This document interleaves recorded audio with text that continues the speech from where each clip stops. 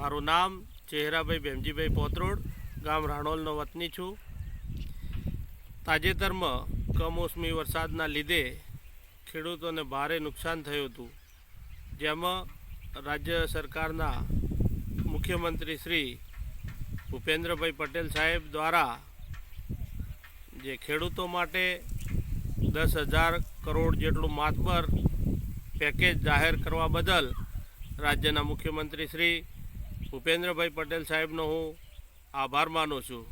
આ રાહત પેકેજ દ્વારા ખેડૂતોને જલ્દી પગભર થઈ શકશે અને ફરી પોતાના ધંધામાં સરળતાથી આગળ વધી શકશે।